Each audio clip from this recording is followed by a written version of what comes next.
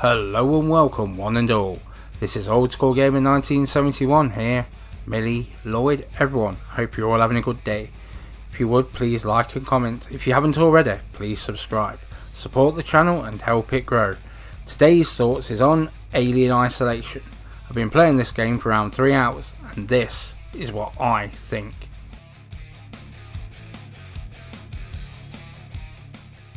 Alien Isolation, developed by Creative Assembly, is a survival horror game that came to the PlayStation 4 in 2014. This takes place in the Alien universe created by H.R. Giger and Ridley Scott. Set between Alien and Aliens, you play as Amanda Ripley, daughter of Ellen Ripley, who has decided to go looking for her mother after she disappeared 15 years ago.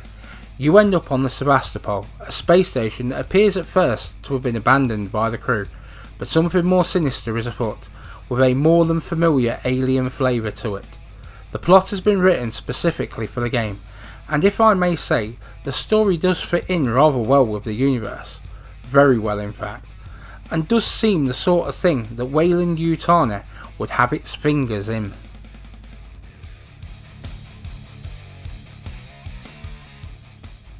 Creative Assembly was founded in 1987 and is based in Horsham, England.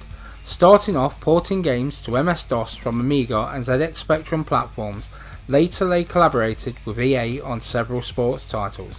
In 1999, Creative Assembly developed Shogun Total War. This was both a critical and commercial hit and set new standards in the strategy genre. They have released several games in the series and the success continued. In 2005, Sega acquired the company and is now part of Sega West along with several other studios. They continued with the Total War series. They finally branched out into the console market with Spartan Total Warrior, Viking Battle for Asgard and Alien Isolation.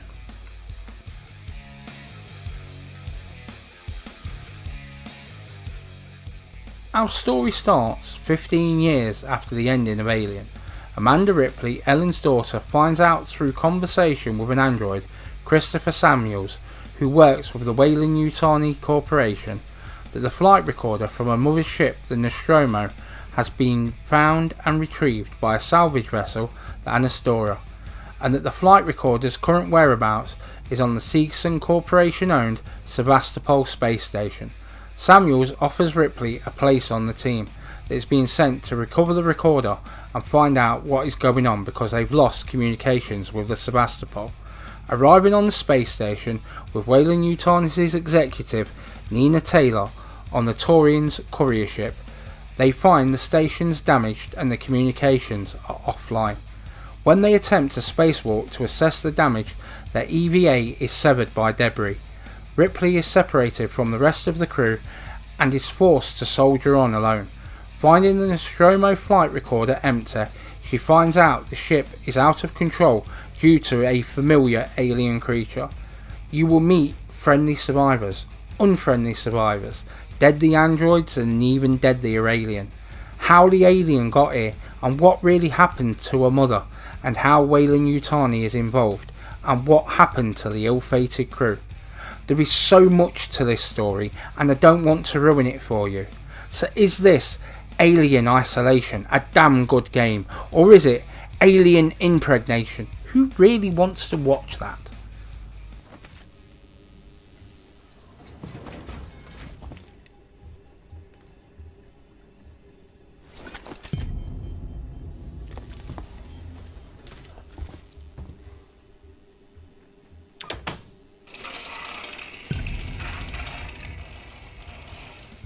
Right. Please give me a moment. I would like you to stop and look at those graphics for just a moment. No, really look. Now I realise that this game is 5 years old. Some games don't age well just some 6 months later. There are games that have exceeded this graphically, and yet this still impresses. I think it is down to the authenticity on show here. Go and watch Ridley Scott's original Alien. I know it's over 2 hours long, but it's not like it's a crap movie. Go on now and then come back. And you're back. And man, does this look like an expansion to that movie. Even down to the technology and decor, it all just matches up.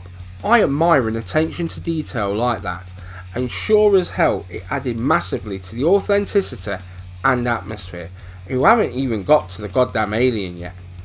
Anyway, the Sevastopol. The map and layout are so well put together with the lighting and particle effects, this all really pulls you into the world. It does really feel like the alien could come out of nowhere, and sometimes it damn well does.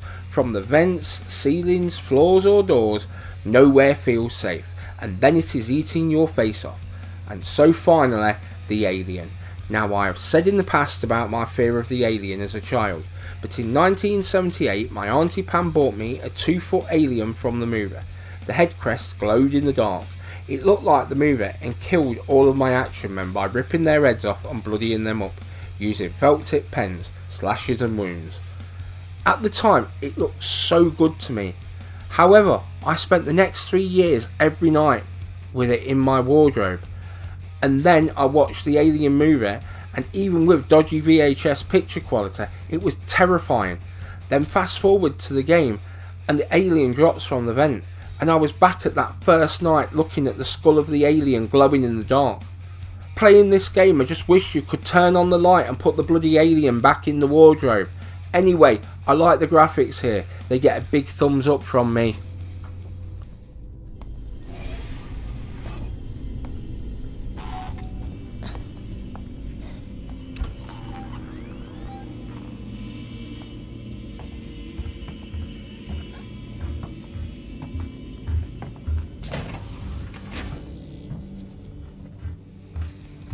Again, Creative Assembly blew this right out of the water for me. Right off the bat, the ship has a hum and makes noises. This does really lull you into a false sense of security. It is ever present, even more predominant with the headphones on. The cast also is worthy of a mention. Whether it's the desperation of the crew or the audio taped messages, it is all top notch. Even the androids sound damn fine. There is a feeling of open space. This leads you to feeling that there is an alien round every corner. The alien sounds authentic too. The sound does the whole authentic thing, just like the graphics. It does sound like it was ripped straight out of the movie. I have to say, I don't think that I've ever seen a movie license that hit so high on the authenticity scale. But the thing that takes it over the edge is the motion tracker, that beep that just runs ice cold. The faster it is, the closer it is. Also, the faster your heartbeat is. One thing that catches you off guard, for a start at least, is the automatic doors and vents. They open and close when you get near. For a start, this puts you on edge, and it never really lets you go, even hours later. The sound also sometimes makes you feel a little claustrophobic, especially in the lockers and vents. Eventually, every noise you make sounds loud. Too loud. You're second guessing if the alien heard you or not. When it comes to survival, if a game makes you feel like that, then it has most definitely done its job. The effort was worth it. The sound is a big part of what makes this game a great horror game and atmosphere. That thing was here. Now that's unfair. I thought it might be there. There's a difference. Now the passcode. 1702, okay? Now let's get down to the dispensary. Of course. A promise is a promise. I'm sorry for putting you through this. I'm going to step into the other room to punch the code in and prime the elevator. Then we can use the keycard to take the elevator down. The controls are tight. They feel natural and fluid as you are playing. They are quite easy to get used to and certainly doesn't overcomplicate the proceedings. It is so good to see this, as this is a license that with the right advertising would have sold even if the game was garbage. This game is great, and the controls soon become second nature. Being able to use voice to notify the alien is a fun thing to do when someone is on the toilet. What you do is you wait for them to go toilet, pause the game, go into the options, switch on the microphone, then leave it a couple of minutes after they get back, and then scream down the microphone and the alien will come and get them. This is something novel and feels like it could be the start of something bigger, but something fun and new for now. Even down to saving is life or death. The alien can come up behind you as you are saving and impale you and stop you from saving. You have to be constantly alert to you and your surroundings. The lack of weapons, well, anything that does any lasting damage, does mean you have to live by your wits. I have seen speedrunners who can effectively run through the entire game, throwing noisy shit everywhere and placing the alien where they want them to be. Me? Slowly moving from cover to cover, whispering because the alien might hear me, even without the option on. This isn't just my favourite because of all the things it gets right, it's how little it gets wrong. It plays so well, you know it is your fault when you get deaded. So many companies should look at this as the blueprint of how to make an atmospheric survival horror title, or that you don't need tons of weapons to make a game a thrill ride that scares you half to death.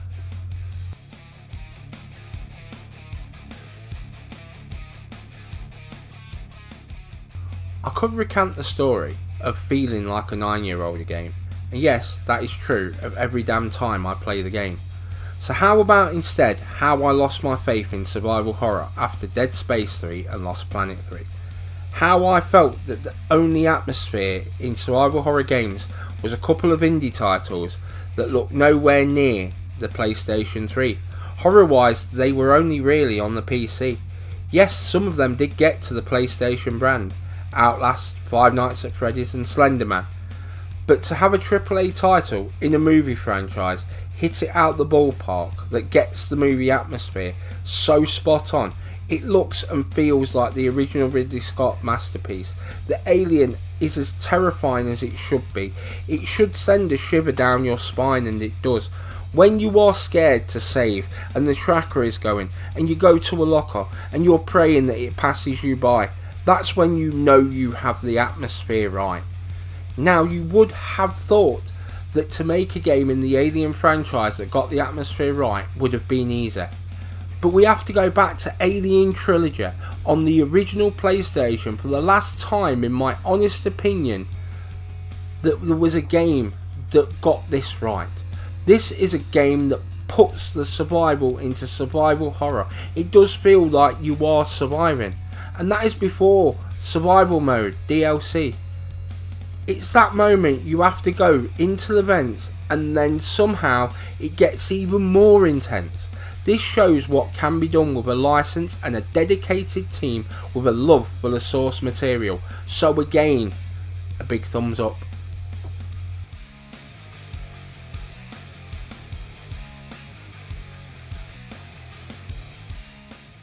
In short, this game is a walking talking advertisement for all that has been great about this generation. It exceeded my expectations, it lived up to the promise, hype and delivered the experience that I have been looking for.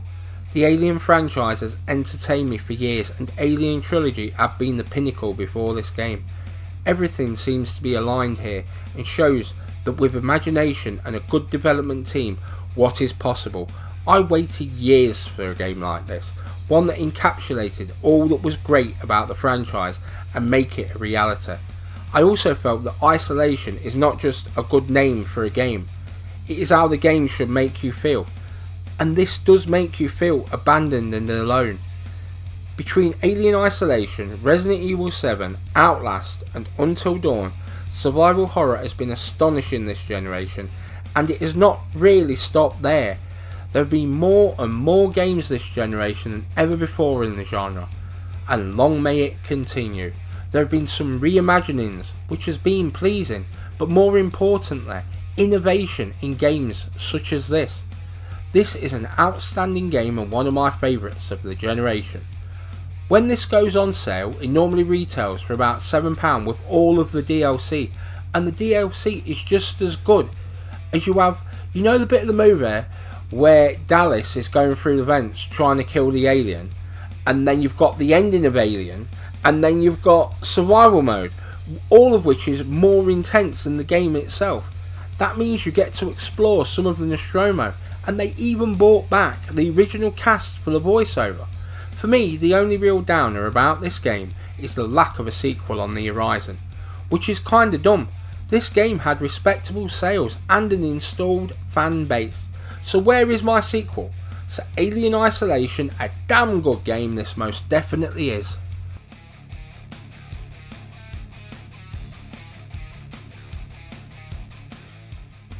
If you are hearing this, you've made it all the way to the end of the video.